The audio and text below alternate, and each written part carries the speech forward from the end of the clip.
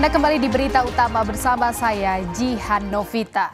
Saudara, belakangan, Hasto Kristianto, Sekjen PDI Perjuangan, getol melontarkan sindiran tajam kepada Presiden Joko Widodo. Hasto melepaskan pernyataan-pernyataan yang tak terduga yang menyudutkan sang presiden yang masih atau setidaknya pernah menjadi bagian dari PDI Perjuangan.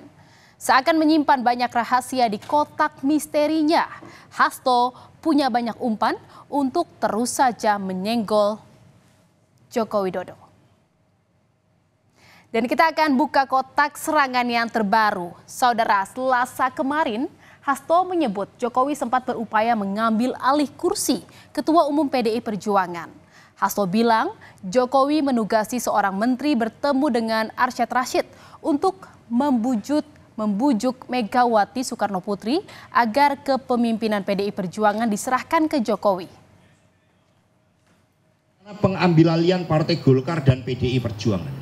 Jadi jauh sebelum pemilu, beberapa bulan ya, antara 5-6 bulan, ada seorang menteri, ini yang powerful, ada yang super powerful, ada yang powerful, ya supaya nggak salah image.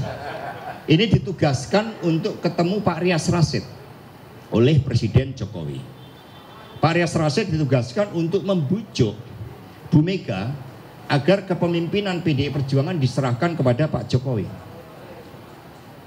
Ini dalam rangka kendaraan politik tadi untuk 21 tahun ke depan tadi.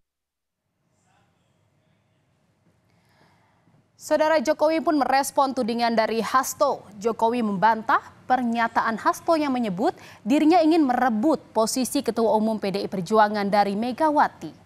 Jokowi juga bergurau tentang dirinya yang pernah dituding ingin menjadi Ketua Umum Partai Golkar. Jokowi pun meminta agar tidak melontarkan tudingan itu. Ketua Umum, bukan Golkar. Pak Jokowi Katanya mau ngerebut Golkar, katanya mau ngerebut, nah masa semua mau direbutin semua. Jangan seperti itu, jangan seperti itu. Jangan seperti itu. Saudara, entah siapa yang benar dan siapa yang salah. Masing-masing pihak punya versinya sendiri. Namun sikap Hasto yang menyerang Jokowi patut dicermati. Pengamat politik Universitas Al-Azhar, Ujang Komarudin melihat tudingan Hasto kepada Jokowi yang diungkap ke publik semakin memperjelas adanya konflik tajam antara Jokowi dan PDI Perjuangan, termasuk dengan sang Ketua Umum Megawati Soekarno Putri.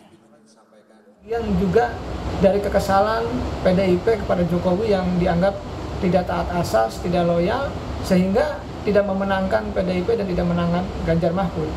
Bahkan ya Jokowi punya skema sendiri yang katakanlah memenangkan anaknya sebagai cawapres.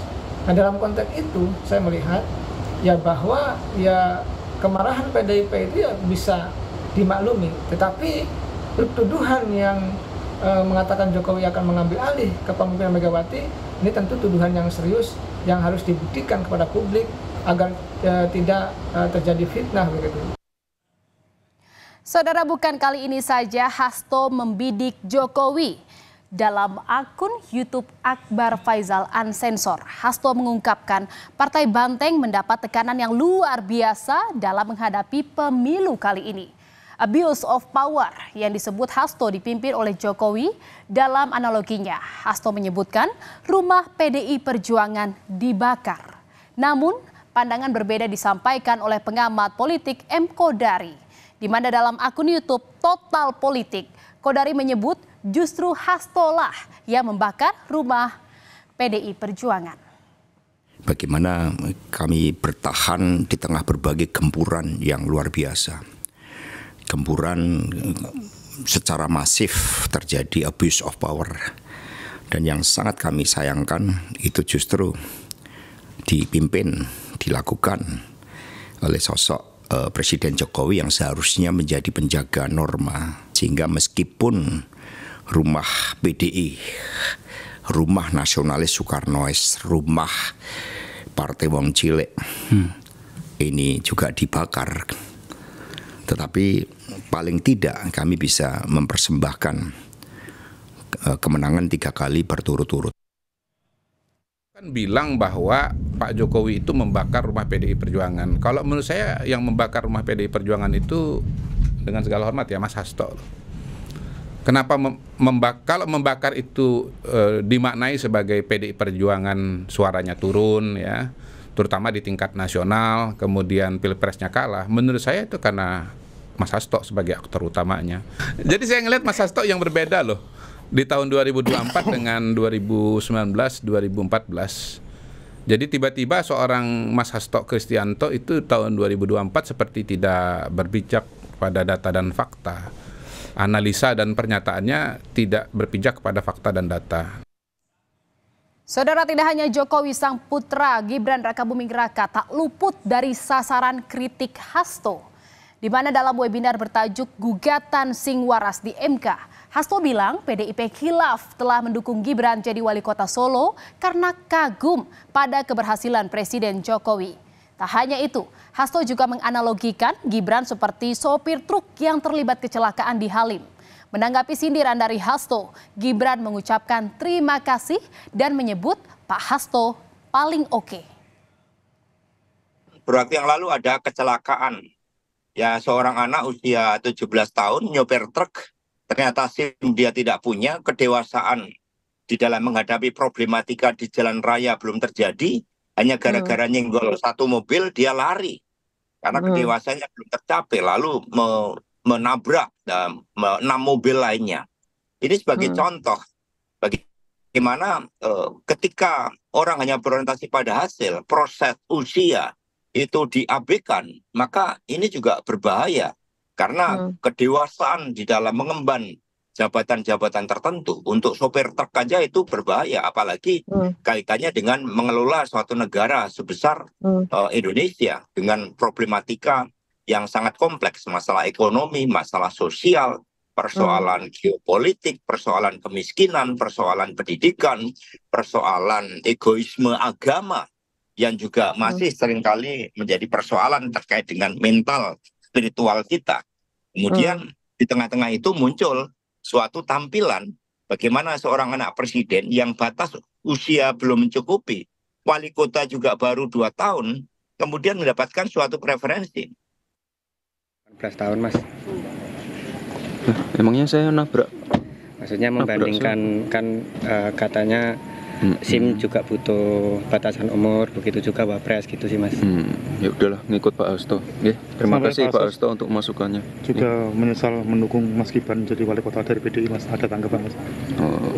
Ya, terima kasih Pak Hasto. Katanya khilaf katanya, Mas. Mau khilaf. Ya, mohon maaf Pak Hasto.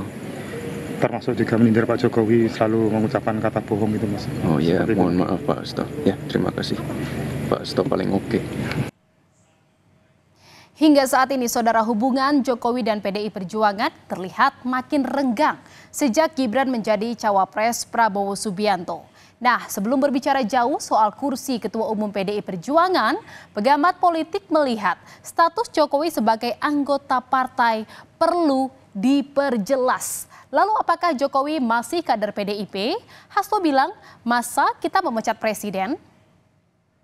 Jika yang bersangkutan mungkin Pak Jokowi ini ingin menjadi ketua umum partai, kan tentu harus mengikuti ya Bang Andreas ya, bagaimana aturan main yang ada di PDI Perjuangan. Lah ini kita juga belum mendengarkan sampai sejauh ini bahwa Pak Jokowi itu sudah keluar atau tetap masih ada sebagai kader dari PDI Perjuangan. Ini juga kita nggak tahu kan gitu. Jadi mestinya memang de facto de jure itu jelas gitu ya. Mungkin secara de facto tidak lagi dengan PDI Perjuangan, tapi secara de jure mungkin belum ada kata putus gitu ya dengan PDI Perjuangan. Jadi itu dulu mungkin yang harus diklarifikasi. Itu memang beliau ber-KTA. Pak Jokowi pernah menjadi wakil ketua DPD PDI Perjuangan Jawa Tengah. Tetapi dalam konteks keputusan politiknya, ya saya harus berani mengatakan bahwa sudah jauh dari kultur yang dibangun oleh PDI Perjuangan. Jauh atau masih anggota, Mas? Secara formal masih anggota. Tapi masuk kita memecat presiden yang kebetulan juga anggota dari PDI. Saudara, tudingan Hasto soal perebutan kursi Ketua Umum PDIP sudah dibantah Jokowi. Apakah Hasto punya serangan-serangan lain kepada Jokowi? Kita tunggu saja manuver berikutnya. Dan saudara,